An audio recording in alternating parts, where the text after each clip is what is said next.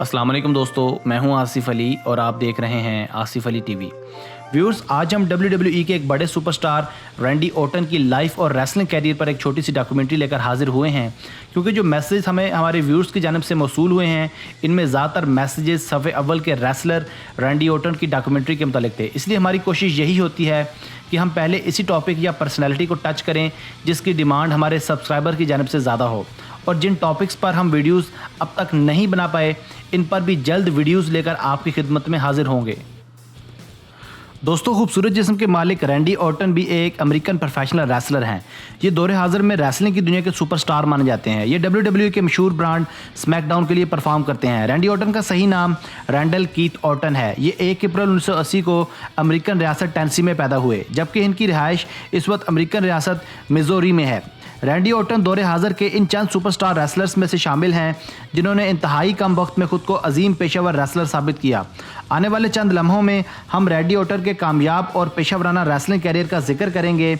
मैं उम्मीद करता हूं कि ये वीडियो भी आपके लिए तफरीह का बायस बनेगी। व्यूअर्स, साल 1980 में पैदा होने वाले रैंडल कीथ ऑर्टन और रैंडी ऑर्टन WWE के कामयाब रेसलर होने के साथ साथ एक अच्छे एक्टर भी हैं। मशहूर पेशेवर world heavyweight wrestler Roman reigns की तरह रैंडी ऑर्टन का ताल्लुक भी एक बड़ी रेसलिंग फैमिली से है, क्योंकि इनके वालिद बॉब ऑर्टन जूनियर और इनके ग्रैंडफादर बॉब ऑर्टन सीनियर भी अपने वक्तों के बड़े और नामी ग्रामी रेसलर्स थे। इसके अलावा रैंडी ऑर्टन साबका मशहूर रेसलर से म्यूजिशियन बनने वाले बैरी ऑर्टन के भतीजे भी लगते हैं। रैंडी ऑर्टन का फैमिली बैकग्राउंड प्योर रेसलिंग पर मबनी है। इसके 2 और छोटे भाई भी हैं, मगर इनका रेसलिंग से कोई खास ताल्लुक नहीं है। दोस्तों, रैंडी ऑर्टन के पेरेंट्स हमेशा से ही इनको रेसलिंग से दूर रखना चाहते थे। इनका कहना था कि रेसलिंग रिंग में जाने का मतलब है कि आप अपनी ज़िंदगी को खुद खतरे में डाल रहे हैं और बहुत जल्द फैमिली से भी दूर हो जाएंगे। रैंडी ऑर्टन ने अपनी इब्तदाई तालीम हैज़लवुड सेंट्रल हाई स्कूल से हासिल की, क्योंकि ये बचपन से ही अपने फादर और ग्रैंडफादर को रेसलिंग करता देखते रहते थे। इसलिए बचपन से ही इनको भी बाकायदा प्रोफेशनल हैवीवेट रेसलर बनने का जुनून सवार होने लगा। इसी वजह से उन्होंने हैज़लवुड से दौरान तालीम ही बॉडी बिल्डिंग का बाकायदा आगाज़ कर दिया और एक छोटे मोटे एमेच्योर रेसलर बन गए, मगर अभी अपनी असल कामयाबी से बहुत दूर थे। व्यूअर्स, यहाँ ये बात शायद कुछ लोगों के लिए नई होगी कि रैंडी ऑर्टन भी ब्रॉक लेसनर की तरह कुछ अर्सा यूनाइटेड स्टेट्स की आर्मी में बतौर सिपाही काम करते रहे हैं। ये यूनाइटेड स्टेट्स मैरीन कॉर्प्स में एक कमांडो के हिस्से से काम करते रहे हैं, मगर इनको अपने बुरे और नामुनासिब रवैये की वजह से और अपने सीनियर कमांडर ऑफिसर के अहकामात ना मानने की वजह से आर्मी से ना सिर्फ कोर्ट मार्शल करके निकाल दिया गया, बल्कि आर्मी रूल्स की खिलाफ वर्जी करने की वजह से 28 दिन मिलिट्री की जेल में भी गुजारना पड़े। यूँ इनके मिलिट्री कैरियर का मुकम्मल खात्मा हो गया। व्यूअर्स, मिलिट्री से फारिग होने के बाद रैंडी ऑर्टन ने बाकायदा रेसलर बनने के लिए रेसलिंग की तरबियत लेना शुरू कर दी, क्योंकि फ़ौज में जाने से पहले इनका ये दरीना ख्वाब था कि ये रेसलिंग को बतौर पेशेवर रेसलर ज्वाइन करे। इस मकसद के लिए इन्होंने साल 2000 में रेसलिंग की बाकायदा ट्रेनिंग हासिल करने के लिए अमेरिका का मशहूर wrestling training centre ST Louis wrestling club join कर लिया, जहाँ रैंडी ऑर्टन की तरबियत इनके बाप बॉब ऑर्टन और ट्रेनिंग सेंटर के ट्रेनर्स ने की। इस कठिन ट्रेनिंग के बाद रैंडी ऑर्टन ने साल 2001 में अपना रेसलिंग डेब्यू किया। छोटी मोटी रेसलिंग एसोसिएशंस के साथ मैचेस खेलने के बाद इन्होंने साल 2001 में दुनिया की सबसे बड़ी रेसलिंग फेडरेशन WWF को बतौर हैवीवेट रेसलर ज्वाइन किया, और यहीं से वो बतौर पेशेवर रेसलर पूरी दुनिया में जाने लगे।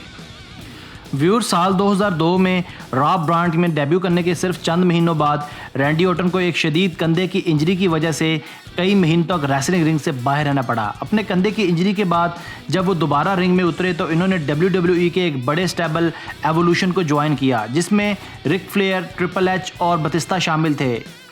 दोस्तों, ये स्टेबल WWE के चंद कामयाब स्टेबल्स में से एक था। इसके बाद साल 2004 में रैंडी ऑर्टन ने जब पहली वर्ल्ड वेट हैवीवेट चैंपियनशिप जीती तो WWE की तारीख के कम उम्र 3 चैंपियन करार पाए। रैंडी ऑर्टन के साथ साथ ये WWE में लेजेंड किलर, द वाइपर और रैंडी के नाम से भी जाने जाते हैं। रैंडी ऑर्टन ने साल 2004, 2013 और 2011 में 2 मरतबा हैवीवेट चैंपियनशिप अपने नाम की। व्यूअर्स, रैंडी ऑर्टन एक कामयाब रेसलर होने के साथ साथ एक अच्छे और कामयाब एक्टर भी हैं। ये अपने कैरियर में 4 कामयाब हॉलीवुड फिल्मों में काम कर चुके हैं, जिनमें काउंटडाउन और द कंडेम्ड 2 काबिल जिक्र हैं। इन्होंने 21 सितंबर 2007 को समंथा स्पेंसर से शादी की थी। साल 2013 में अपनी पहली बीवी से अलग होने के बाद इन्होंने कैम्बरली कैसलर के साथ दूसरी शादी की। इनके कुल 2 बच्चे हैं।